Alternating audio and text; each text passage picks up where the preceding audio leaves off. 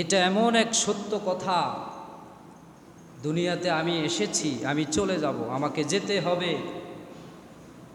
এটা এমন এক সত্য কথা, শুধুমাত্র মুসলমান নয়, এই পৃথিবীতে যত মানুষ আছে, যত ধর্মের বর্ণের জাতের মানুষ আছে, সবাই অকপটে এই সত্যকে সত্য হিসেবে গ্রহণ করেছে। ঠিক কিনা বলেন? এই সত্যকে সবাই বিশ্বাস করেছে।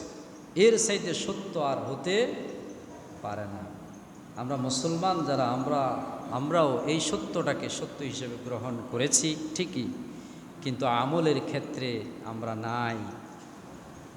আমার সামনে চলে গেলেন আমার হিজা, চলে গেল আমার দাদা, চলে গেলেন বাবা, চলে গেলেন মা, ভাই, চলে গেল সন্তান, এরপরেও আমার ভিতরে কোনো পরিবর্তন নাই।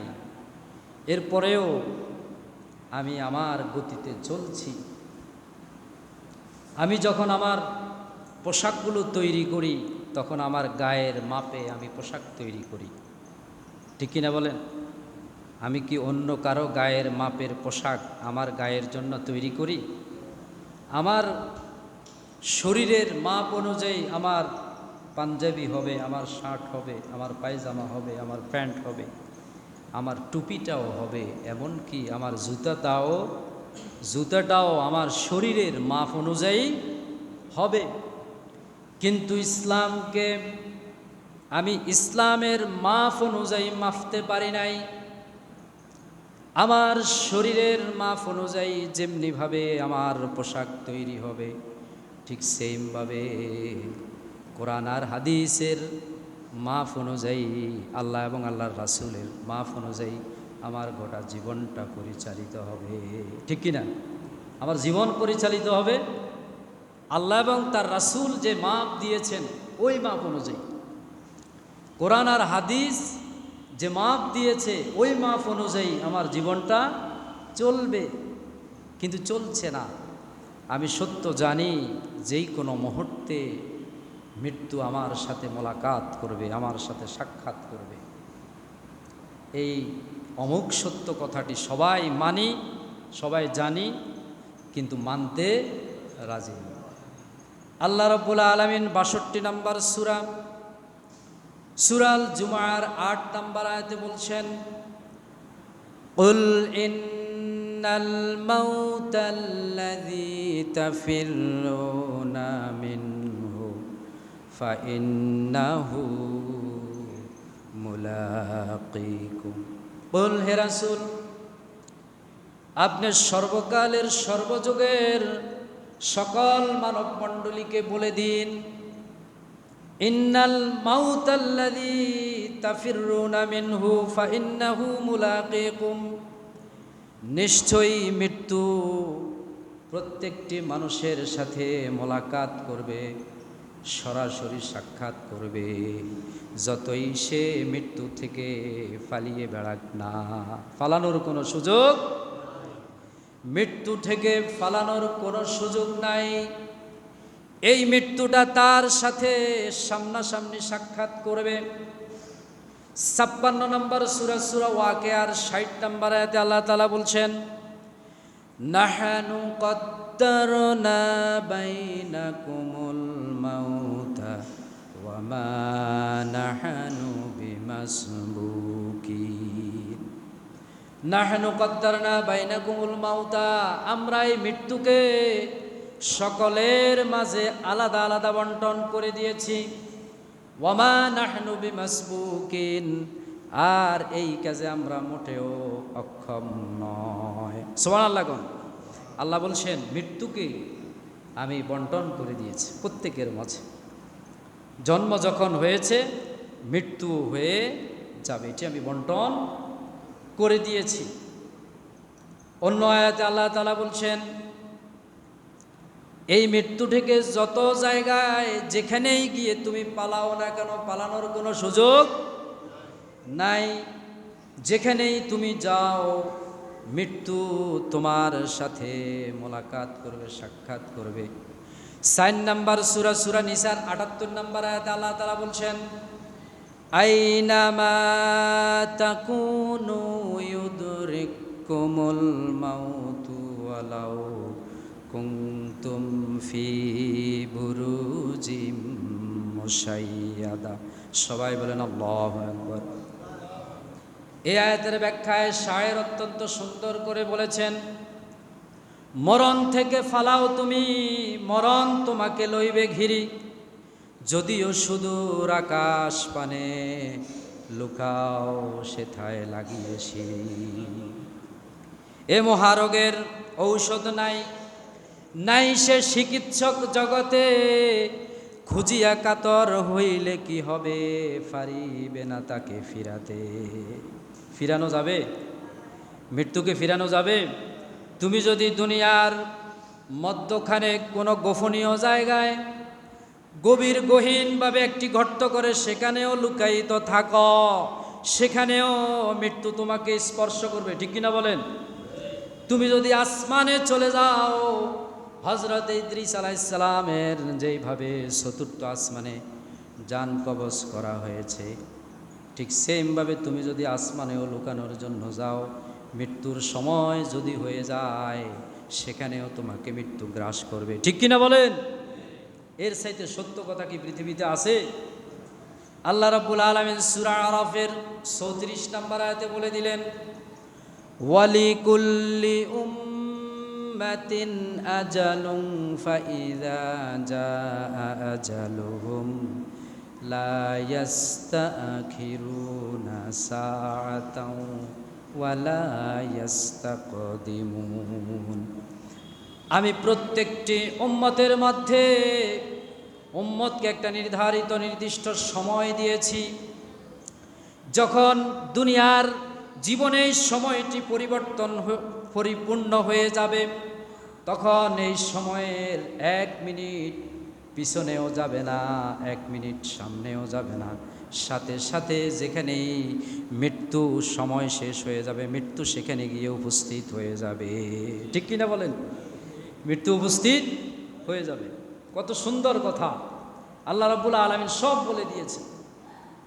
মৃত্যু, পরকাল, কবর, আলামে বারজাখ, হাসর, কিয়ামত, ফুলসিরাত, মিজান, বিচার ফায়সালা, জান্নাত জাহান্নাম সব মিলিয়ে যদি একত্র করা হয়, কোরআন শরীফের 10 পারার সমান হয়ে যাবে। আল্লাহু আকবার! কত পারা? শুধু এই পরকালীন জীবন নিয়ে আলোচনা হয়েছে, যেটা একত্র করলে কোরআন শরীফের 10 পারার সমতুল্য হয়ে যাবে। শুধু এই পরকালীন জীবনের এই আলোচনা করা হয়েছে।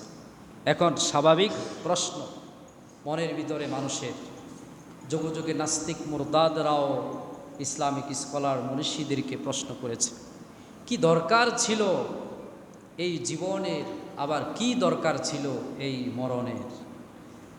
আল্লাহ জীবন কেনই বা দিলেন, আবার নির্দিষ্ট সময় পরে মৃত্যুই বা কেন দিবেন? নাস্তিক মুরতাদদের মনে প্রশ্ন। কিংবা আমরা যারা মুসলমান, আমাদের অন্তরটা প্রশান্তির জন্য আমাদের মনেও এই প্রশ্ন আসতে পারে কি পারে না? পারে কি না? এই প্রশ্নের জবাবের কাম আল্লাহ আগেই সেরেছেন।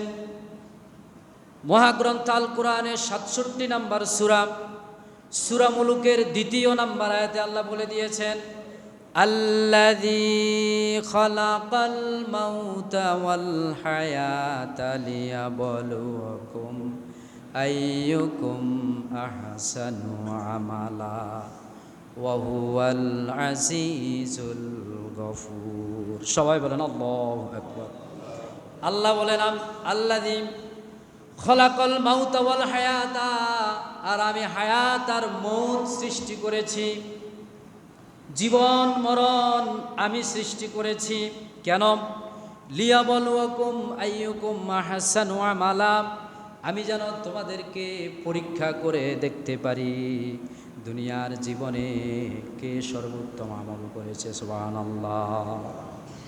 দুনিয়ার জীবনে কে সর্বোত্তম, আহসানু আমালা, আহসান মানে উত্তম, সুন্দর, আমালা মানে আমল, কাজ। আমরা তো আমল মনে করি শুধুমাত্র ওই যে তাসবিহ তাহলিল সকাল বিকাল তাসবিহ তাহলিল পড়াকে আমরা মনে করি আমল। 5 ওয়াক্ত নামাজের পরে তাসবিহ তাহলিলগুলোকে আমরা মনে করি আমল। 5 ওয়াক্ত নামাজ মসজিদে গিয়ে আদায় করলে আমরা মনে করি আমল। এগুলো কেউ করলে 5 ওয়াক্ত নামাজ মসজিদে গিয়ে পড়লে, 5 ওয়াক্ত নামাজের পরে সকাল বিকাল ভালোভাবে তাসবিহ তাহলিল পড়লে আমরা বলি এই লোকটা খুব আমলি।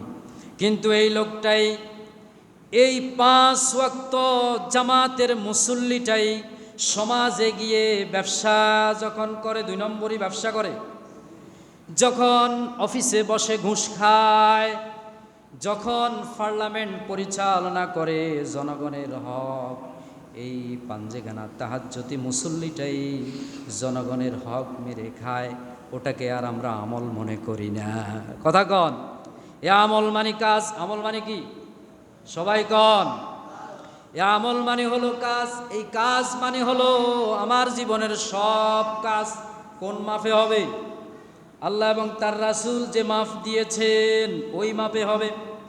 কার্ল মার্কস কি মাপ দিয়েছেন, কার্ল মার্কসের মাপ অনুযায়ী আমার জীবন চলবে না, লেনিনের মাপ অনুযায়ী আমার সমাজ চলবে না, মাও সেতুংয়ের মাপ অনুযায়ী আমার রাষ্ট্র চলবে না, নিউটনের মাপ অনুযায়ী আমার আইন চলবে না। আইন চলবে কার মাপ?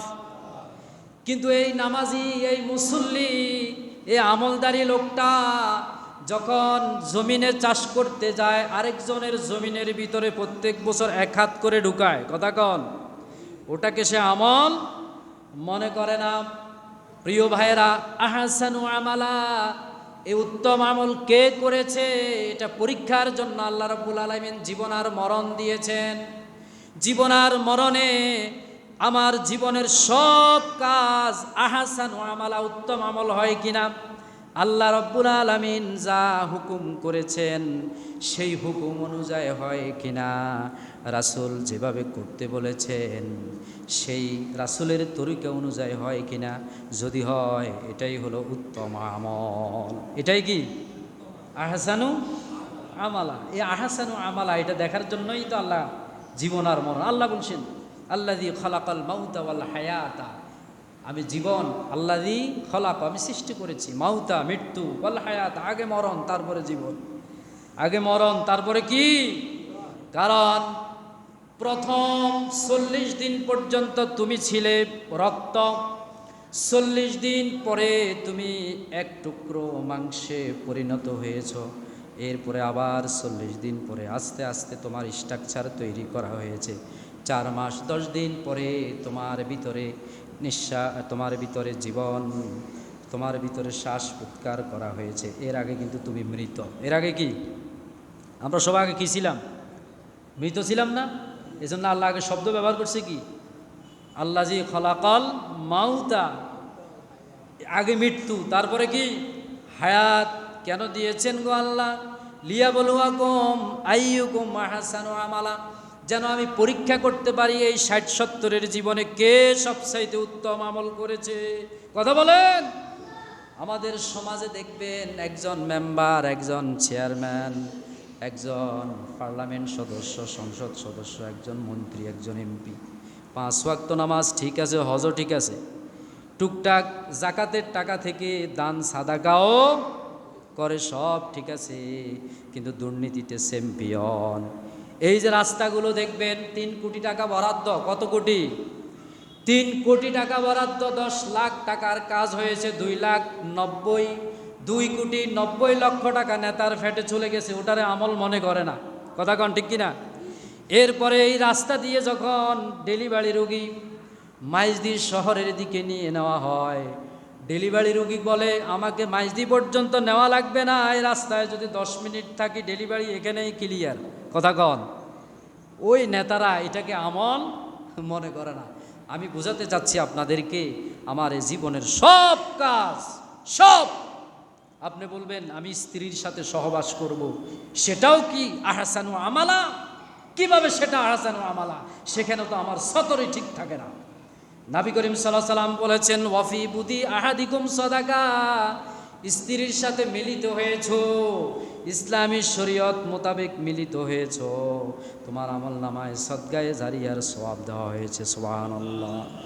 আপনি বলবেন, ও হুজুর বড় বড় কথা কন, রাস্তার পাশে কদু কুমড়া গাছ লাগাইছি, সোরের লাই রাখতে পারি না। নোয়াখাইলে বাসায় আছে না নাই? সোরের জন্য রাখতে পারি না, কদু কুমড়া গাছ সব খাই সাফা, শাকটা পর্যন্ত এ হারামি আমার জন্য রাখে না, সব খাইয়া ফেলে। এটা কিভাবে উত্তম আমল হবে? বিশ্বনবী বলেছেন, ওয়াফি সুরকা লাকুম সাদাকা, সোর তোমার যে জিনিসটি খেলো তোমার আমল নামায় সদকায়ে জারিয়ার সওয়াব। সুবহানাল্লাহ। তাহলে উত্তম আমলের বাকি কিছু আসেনি? আসেনি? কথা কয় না আছে? বাথরুমে যাব, হাজতের কাম সারবো, কাপড় চোপড়ের ঠিক নাই, সেটা কেমনে উত্তম আমল হবে? বিশ্বনবী বলেছেন, দোয়া পড়ে ঢুকো, আল্লাহুম্মা ইন্নী আউযু বিকা মিনাল খুবুসি ওয়াল খবায়েস। বের হওয়ার সময় দোয়া পড়ো, গফরানাক, ও আল্লাহ আমারে মাফ করে দাও, আলহামদুলিল্লাহিল্লাযী আযহাবা আন্নিল আযা ওয়া আফানি। ঢুকার সময় শরীয়ত মেনে ঢুকেছো, বের হওয়ার সময় শরীয়ত মেনে বের হয়েছো। যতক্ষণ পর্যন্ত ওখানে পায়খানাতে বসা ছিলে তোমার হাজতের কাজ সেরেছো, ততক্ষণ তোমার আমল নামায় সদকায়ে জারিয়ার সওয়াব লেখা হয়েছে। সুবহানাল্লাহ। বাকি আসেনি কিছু? আর এটাই তো দেখবেন আল্লাহ, এটাই তো দেখবেন আহসানু আমালা, উত্তম আমল হচ্ছে কিনা। আল্লাহ রাব্বুল আলামিন 21 নম্বর সূরা আম্বিয়ার 35 নম্বর আয়াতে বলছেন, কুল্লু নাফসিন যায়িকাতুল মাউত ওয়া নাবলুয়াকুম বিশ-শাররি ওয়াল খায়রি ফিতনাতাও ওয়া ইলাইনা তুরজাউন। আল্লাহু আকবার। Every man shall have the last of death. প্রত্যেক আত্মাকেই, কুল্লু নাফসিন যায়িকাতুল মাউত, প্রত্যেক প্রাণকেই মৃত্যুর স্বাদ গ্রহণ করতে হবে। আর এই মৃত্যুর স্বাদ গ্রহণের মাধ্যমে আমি তাকে ওয়ানা বলুয়া কুম্বিশারি ওয়াল খাইরি, দুনিয়াতে ভালো আর মন্দ দিয়ে পরীক্ষা করব। এই পরীক্ষায় যে টিকতে পারবে সেই সফলতার মঞ্জিলে পৌঁছতে পারবে। সুবহানাল্লাহ। এবার বুঝা গেছে কিনা মৃত্যু আল্লাহ কেন দিছে? পরীক্ষা করবেন। আল্লাহ চাইলে পৃথিবীর সব মানুষকে একসাথে হেদায়েত দিতে পারতেন, না, আল্লাহ এটা দিবেন না। আল্লাহ এটা দিবেন না। যদি আল্লাহ সবাই একসাথে হেদায়েত দিয়ে দিতেন তো পরীক্ষা আর করবেন কারাই? আপনাকে যে পরীক্ষা করবেন ভালো আর মন্দে ফেলে, বিপদে আপদে ফেলে, সুখ দুঃখে ফেলে, আপনাকে যে পরীক্ষা করবেন, যদি সবাইকে একসাথে হেদায়েত দিয়ে দিতেন তাহলে কি পরীক্ষাটা করা হতো? বলেন। আর পরকালের দরকার আছে। যদি সাধারণভাবে চিন্তা করেন, একজন মানুষ একটা খুন করছে, কয়টা? একটা খুন করছে, খুনি সাব্যস্ত হয়েছে, আদালতে মামলা চলে গিয়েছে, বিচার কার্য সম্পন্ন হওয়ার পরে ফাঁসির হুকুম হয়েছে। কি হুকুম হয়েছে? কথা কন। ফাঁসির হুকুম হয়েছে। ওই যে সুবর্ণচরে 16 জনে মিলিয়ে একজন মহিলারে ধর্ষণ করছে, মনে আছেনি? হ্যাঁ, 10 জনের ফাঁসির হুকুম হয়েছে, আর 6 জনের যাবজ্জীবন। ঠিক আছে কিনা? তাহলে এখন একটা মহিলারে নির্যাতন করার কারণে একটা ফাঁসি। সেম লোকটা যদি 100 জন মহিলার উপরে নির্যাতন চালায়, সেম খুনিটা যদি 100 জন মানুষকে হত্যা করে, একটার জন্য যদি ফাঁসি হয়, 100টার জন্য কি হবে? ব্যবস্থা আসেনি দুনিয়াতে? কথা কয় না? আসেনি? একটার জন্য ফাঁসি, 100টার জন্য কি আসেনি? এই জন্যই পরকাল দরকার। কি দরকার? একটা বাচ্চারে যত পরীক্ষা ভালো রেজাল্ট করাই হোক, গোল্ডেন এ প্লাসের উপরে নাই? আছে? গোল্ডেন এ প্লাসের উপরে আছে? নাই। কিন্তু এমন একটা স্থান আছে, জায়গা আছে যার নাম পরকাল, সেখানে গোল্ডেন এ প্লাসের উপরেও আছে। আছে না নাই? এটা দুনিয়াতে যাওয়া ভালো কাজের সর্বোত্তম ভালো কাজের পুরস্কার দুনিয়াতে দেওয়া যাবে না। সর্বোচ্চ অপরাধের শাস্তি দুনিয়াতে যাওয়া যাবে না। এই জন্যই পরকাল দরকার। কোন কাল? এই জন্যই পরকাল দরকার। প্রিয় ভাইয়েরা, এখন এই যে মৃত্যু, গত 2 সপ্তাহে 3টা মৃত্যু আমাদের এলাকায় ঘটে গেল, এরপরেও আমাদের মাঝে নাড়া দেয় না, আমাদের বিবেক নাড়া দেয় না। যেই কোনো মুহূর্তে মালাকাল মউত আমার সামনে এসে হাজির হয়ে যেতে পারে। ঠিক কিনা বলে? হাজির হতে পারে কি পারে না? এই মৃত্যু 2 ভাবে হয়। কয় ভাবে? একটা হলো ভালো মৃত্যু, আরেকটা হলো খারাপ মৃত্যু। একটা কি মৃত্যু? আরেকটা কি মৃত্যু? খারাপ মৃত্যু। একটা হলো নেককারের মৃত্যু, আর একটা হলো বদকারের মৃত্যু। দুইটা মৃত্যুর দুইটা পজিশন, দুইটা অবস্থান। জানতে চাননি আপনারা? হজরতে বারা ইবনে আযিব রাদিয়াল্লাহু তাআলা আনহু থেকে হাদিস বর্ণিত, তিনি বলেন, আমরা একবার নবী করিম সাল্লাল্লাহু আলাইহি ওয়াসাল্লামের সাথে এক আনসারীর জানাজায় উপস্থিত হলাম। জানাজা শেষ করে আমরা কবরের দিকে গেলাম। সেখানে গিয়ে এখনও মাটি আরম্ভ হয় নাই, আমরা বিশ্বনবীর পেছনে ছিলাম। হঠাৎ করে নবী করিম সাল্লাল্লাহু আলাইহি ওয়াসাল্লাম কিবলামুখী হয়ে তিনি মাটিতে বসে গেলেন, আমরাও তার পাশে বসে গেলাম। ক্ষণকাল পুরো নিস্তব্ধ, নিথর, মনে হয় যে এখানে কোনো মানুষ বসে নাই। কারো মাথার উপরে পাখি বসে থাকলে মানুষটা যেরকম নিথর নিস্তব্ধ হয়ে থাকে, আমরা সবাই, হজরতে বারা ইবনে আযিব রাদিয়াল্লাহু তাআলা আনহু বলেন, আমরা বিশ্বনবীর সাথে এরকম নীরব। হঠাৎ করে দেখলাম বিশ্বনবী একটি কাঠি নিলেন হাতে। কি নিলেন? কথা বলেন। একটা কাঠি নিলেন, কাঠি নিয়ে মাটির মধ্যে দাগ টানতেছেন, আর আসমানের দিকে তাকাচ্ছেন আর জমিনের দিকে তাকাচ্ছেন। এমত অবস্থায় বিশ্বনবী তিনবার এইভাবে তাকালেন আর বললেন আমাদেরকে, তোমরা সবাই কবরের আযাব থেকে ফানা চাও। কিসের আযাব? কথা বলেন। কবরের আযাব থেকে পানা চাও, কারণ কবরের আযাব খুবই মারাত্মক। বিশ্বনবী নিজেও কবরের আযাব থেকে পানা চাইলেন। আল্লাহুম্মা ইন্নী আউযু বিকা মিন আযাবিল কবর। ওগো আল্লাহ, কবরের আযাব থেকে তোমার কাছে আশ্রয় চাই। বিশ্বনবী দুই তিনবার বললেন। হযরতে বারা ইবনে আযিব রাদিয়াল্লাহু তাআলা আনহু বলেন, আমরাও বললাম। এরপরে বিশ্বনবী বললেন, আজকে তোমাদেরকে আমি একটা খবর দেই, নেককার ইমানদার মানুষের মৃত্যুটা কেমন হবে আর বদকারের মৃত্যুটা কেমন হবে, তোমাদেরকে একটা খবর দেই। একজন নেককার মুমিন ইমানদার মানুষ যখন মারা যাবে, তখন আল্লাহ রাব্বুল আলামিন সূর্য সদৃশ শুভ্র বর্ণ বিশিষ্ট জান্নাত থেকে একজন ফেরেশতা জান্নাতের সুগন্ধি যুক্ত একটি রুমাল নিয়ে ওই ইমানদার ব্যক্তির নিকট পাঠিয়ে দেন। ইমানদার ব্যক্তির নিকট ওই জান্নাতি ফেরেশতা এসে তার দৃষ্টি যত দূর যায় ততটুকু বসে থাকে, আর হযরতে মালাকাল মউত আজরাইলের জন্য অপেক্ষা করতে থাকে। এমত অবস্থায় ক্ষণকাল পরে হযরতে আজরাইল ওই মুমূর্ষ ব্যক্তি ইমানদার ব্যক্তির নিকট এসে উপস্থিত হয়ে যায়, আর আজরাইল বলতে থাকে, ও পবিত্র আত্মা, আল্লাহর সন্তুষ্টি এবং জান্নাতের জন্য তুমি বেরিয়ে আসো। সুবহানাল্লাহ।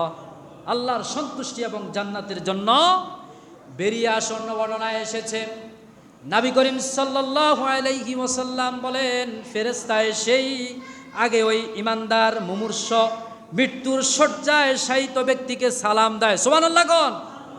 কোরআন শরীফের মধ্যে আল্লাহ রাব্বুল আলামিন অত্যন্ত সুন্দরভাবে এই কথাটা বলেছেন। 16 নম্বর সূরা নাহলের 32 নম্বর আয়াতে আল্লাহ তাআলা বলেন, আল্লাযীনা তাতাওয়াফফাহুমুল মালাইকাতু তাইয়্যিবিনা ইয়াকুলুনা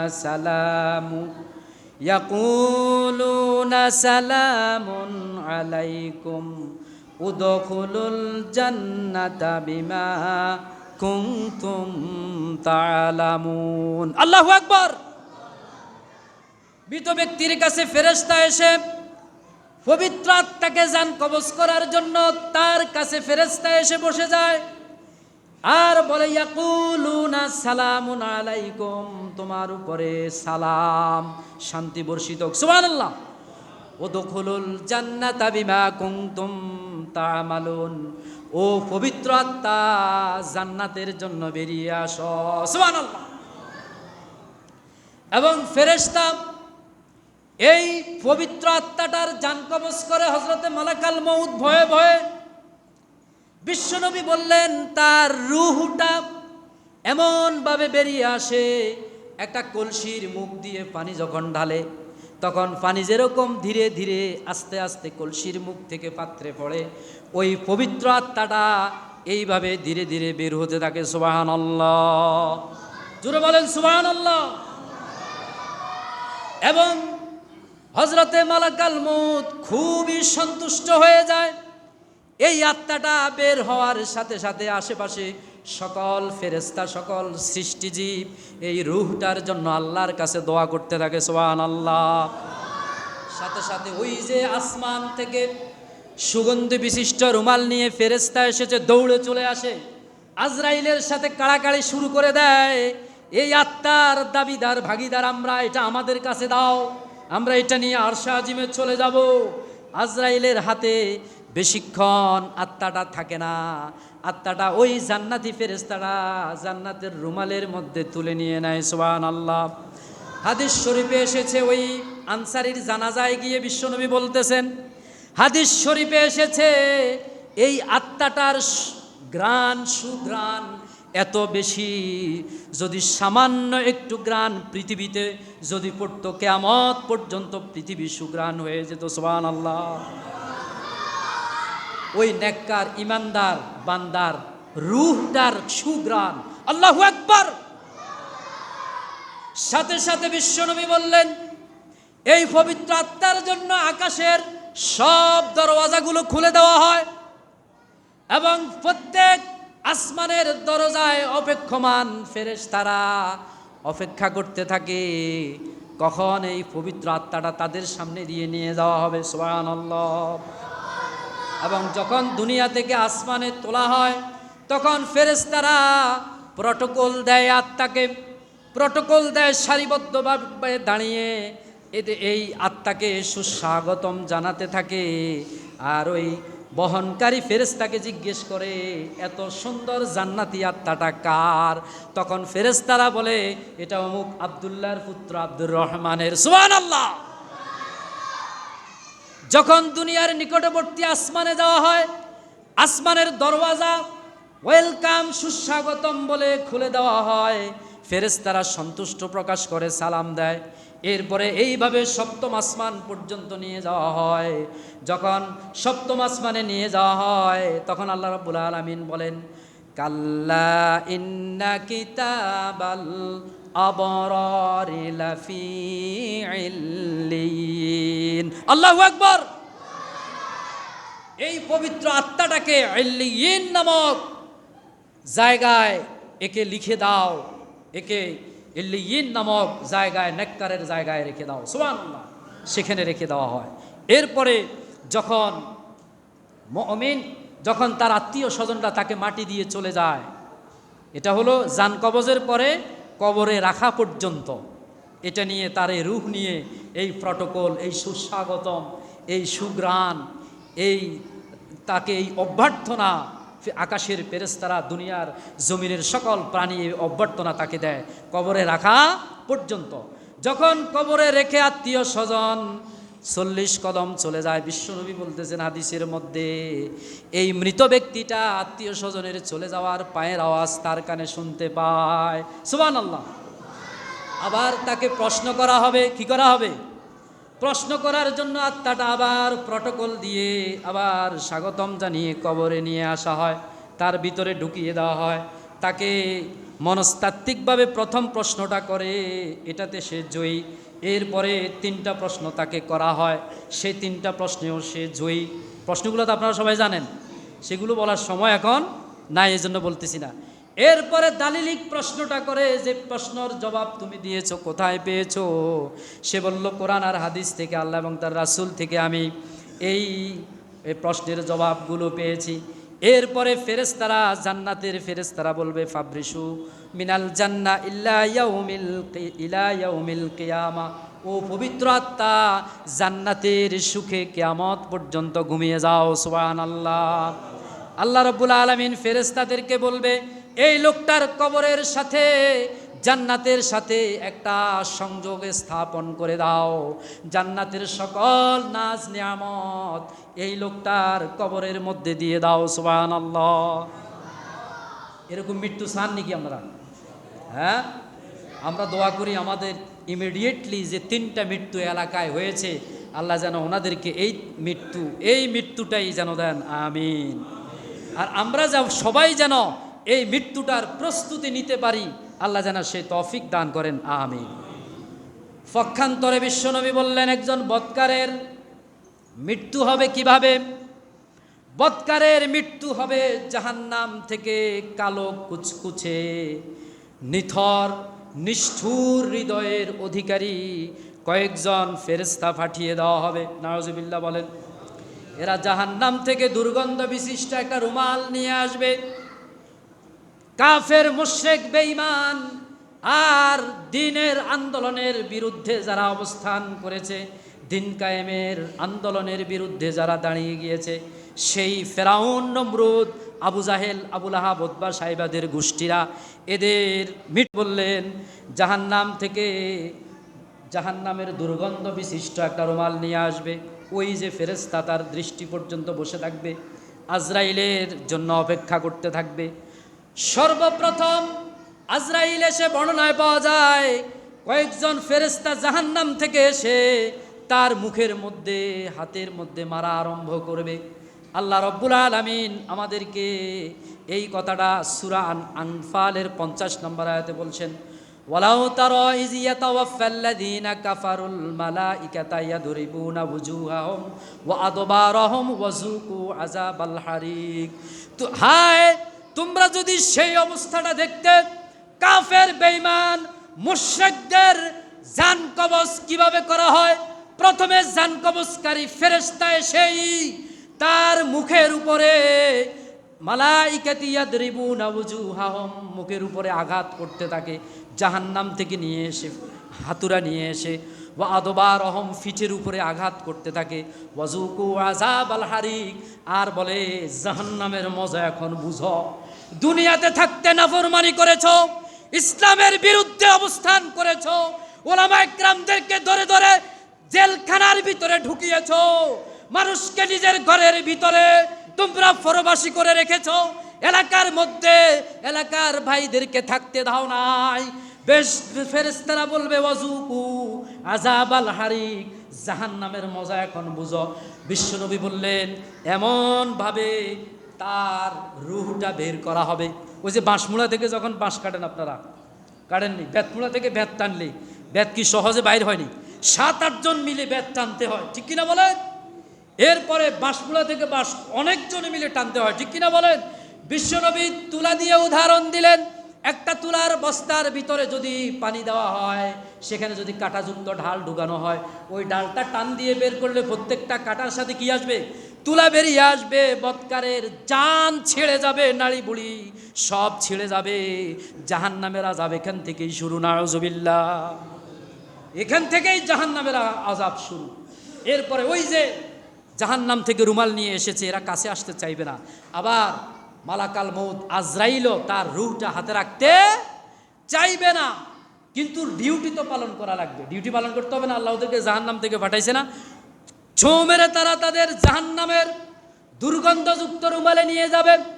বিশ্বনবী বলেন, এই লোকটার আত্মা থেকে এত দুর্গন্ধ হবে, এত দুর্গন্ধ হবে, যদি এই দুর্গন্ধ দুনিয়ার মানুষ যদি এই দুর্গন্ধ নাকে যদি পেত, মৃত্যুর আগ পর্যন্ত খাবার খেতে পারতো না। নাউজুবিল্লাহ, খাবারই খেতে পারতো না, এত দুর্গন্ধ।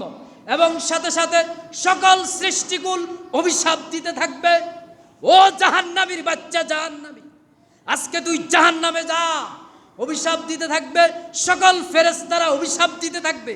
আকাশের সব দরজা বন্ধ করা হবে, সকল ফেরেশতা আফসোস করবে, এই বদকারের, এই অপদার্থের আত্মা যেন আমাদের সামনে দিয়ে নিয়ে নেওয়া না হয়। নাউজুবিল্লাহ, ইন্না লিল্লাহি ওয়া ইন্না ইলাইহি রাজিউন। আমরা কিন্তু দেখতে পাই না, এটা চলে। কোরআন আর হাদিস দ্বারা বোঝা যায় এই কার্যক্রম চলে। এরপরে এইভাবে বেইজ্জতের সাথে, তুচ্ছ তাচ্ছিল্যের সাথে সপ্তম আসমান পর্যন্ত নিয়ে যাওয়া হবে। এরপরে আল্লাহ রাব্বুল আলামিন বলবেন, কাল্লা ইন্না কিতাবাল ফুজ্জারি লাফি সিজ্জিন। নাউজুবিল্লাহ, এই ফুজ্জারকে, এই পাপীকে সিজ্জিন নামক জেলখানায় রেখে দাও। নাউজুবিল্লাহ। সিজ্জিন শব্দের অর্থ কি? জেলখানা। সিজ্জিন মানে কি? জেলখানায় রেখে দাও। এরপরে যখন ওই যে কবরের প্রশ্নের জন্য তাকে যখন বলা হবে, তখন আকাশ থেকে ইমানদারের আত্মাকে আবার আকাশ থেকে প্রটোকল দিয়ে কবরে নিয়ে আসা হয়েছে। আর এর আত্মাটাকে এমনি ছুঁড়ে মারবে আকাশ থেকে, নাউজুবিল্লাহি মিন জালিক। ধরবে না কেউ, পুনরায় আর কেউ ছুঁড়ে মারবে, কবরে চলে আসবে। প্রশ্ন করার পরে জবাব দিতে পারবে? হাতুড়া দিয়ে প্রথম যে বাড়িটা দেওয়া হবে কবরের ফেরেশতারা, হাদিস শরীফে এসেছে দুনিয়ার সবচাইতে বড় পাহাড় মাউন্ট এভারেস্ট পাহাড়ের উপরে যদি শুধু হাতুড়াটা রাখতো, এই পাহাড়টা চূর্ণ বিচ্ছিন্ন হয়ে তুলার মতো উঠত। এই হাতুড়া দিয়ে প্রথম ফিডা দেওয়া হবে তাকে, আর বলা হবে জাহান্নামের শাস্তি তোমার জন্য এখান থেকেই শুরু, জাহান্নামের শাস্তি এখান থেকে ভোগ করো। নাউজুবিল্লাহি মিন জালিক। এরকম মৃত্যু কি আপনারা চান? আপনারা চান এরকম মৃত্যু? সম্মানিত বন্ধুগণ, এরকম মৃত্যু যদি না চান, আল্লাহর রঙে জীবনকে রাঙাতে হবে। কার রঙে? এই কোরআনের রঙে জীবনকে রাঙাতে হবে, বিশ্বনবীর রঙে জীবনকে রাঙাতে হবে। আল্লাহর মাপ অনুযায়ী বডিকে পরিচালনা করতে হবে, আল্লাহর দেওয়া বিধিবিধান অনুযায়ী গোটা জীবনকে পরিচালনা করতে হবে। তাহলে মৃত্যু থেকে রক্ষা পাওয়া যাবে। প্রথম যে মৃত্যুর কথা বলেছি সেই মৃত্যুটা পাওয়া যাবে। আল্লাহ রাব্বুল আলামিন আমাদের সবাইকে ঈমানদারের, মুমিনের এবং আল্লাহ রাব্বুল আলামিনের খাস বান্দাদের, যাকে তিনি পছন্দ করেন, আল্লাহর সন্তুষ্টির সহকারে আমরা সবাই যেন মৃত্যুবরণ করতে পারি, আল্লাহ যেন সে তৌফিক দান করেন, আমিন। প্রিয় ভাইয়েরা, এই যে মুমিনের জন্য মৃত্যুটা উপহার, মৃত্যুটা একটা বাহন। মৃত্যুটা একটা কি বাহন? বাহনের প্রতীক হলো খাট। এই খাটের মধ্যে চড়ে দুনিয়া থেকে আপনি কোথায় যাচ্ছেন? কবরে যাচ্ছেন। এখান থেকে সৌদি আরব যাবেন, বাহন কি? বিমান। এখান থেকে সৌদিতে যাবেন, বাহন কি? দুনিয়া থেকে জান্নাতে যাবেন, বাহন কি? মৃত্যু। বাহন কি? দুনিয়া থেকে জান্নাতে যাবেন, বাহন কি? মৃত্যু নামক বাহনে আরোহণ করেই তো আপনি জান্নাতে যাবেন। বিশ্বনবী বলেছেন, আল কাইয়িসু মান দানা নাফসাহু ওয়া আমিলা লিমা বাদাল মাউতি ওয়াল আজিজু মান ইত্তাবা নাফসাহু হাওয়াহা ওয়া তামান্না আলাল্লাহ। এই পৃথিবীতে ওই ব্যক্তি সবচাইতে বুদ্ধিমান যে মৃত্যুর পরবর্তী জীবনের জন্য কাজ করে, সুবহানাল্লাহ। আর এই পৃথিবীতে ওই ব্যক্তি সবচাইতে ব্যর্থ যে মৃত্যুর পরবর্তী জীবনের জন্য কাজ করে না। আমার আরো চাই, আরো চাই, পাঁচতলা বাড়ি হয় নাই, আমার ব্যবসা হয় নাই, ব্যাংক হয় নাই, ব্যালেন্স হয় নাই, জমি জিরাত হয় নাই, এই হয় নাই, সেই হয় নাই, মেম্বারিত্ব হয় নাই, চেয়ারম্যানিত্ব হয় নাই, প্রধানমন্ত্রিত্ব হয় নাই, রাষ্ট্রপতিগিরি হয় নাই। শুধু এগুলা, এ লোক ব্যর্থ। এ লোক কি? ব্যর্থ। এই জন্য বিশ্বনবী বলেছেন, আকসিরু যিকরাহা মিন লাজ্জাতিল মাউত, অধিক পরিমাণের মৃত্যুকে স্মরণ করো, মৃত্যু তোমাদের দুনিয়ার স্বাদকে ধ্বংস করে দিবে। সুবহানাল্লাহ। মৃত্যুই পারে আপনাকে একমাত্র আপনার জীবনকে সুন্দর করতে, পরকালীন জীবনে আপনাকে জান্নাত দিতে একমাত্র মৃত্যুর স্মরণ পারে। এই জন্য বেশি বেশি করে মৃত্যু স্মরণ করবেন তো ইনশাআল্লাহ। আমাদের এই ঘটে যাওয়া 3টা মৃত্যু থেকে সবাইকে শিক্ষা নিতে হবে। এরকম আমার যেই কোনো মুহূর্তে হতে পারে, যেই কোনো মুহূর্তে মসজিদের মাইকে আমার এলান হতে পারে, যেই কোনো মুহূর্তে আমার জন্য খাট রেডি হয়ে যেতে পারে, যেই কোনো মুহূর্তে বাজার থেকে আমার জন্য কাফনের কাপড় নিয়ে আসতে হতে পারে, যেই কোনো মুহূর্তে আমার জন্য বাঁশ কাটতে পারে, যেই কোনো মুহূর্তে আমার জন্য কবর খনন করতে পারে।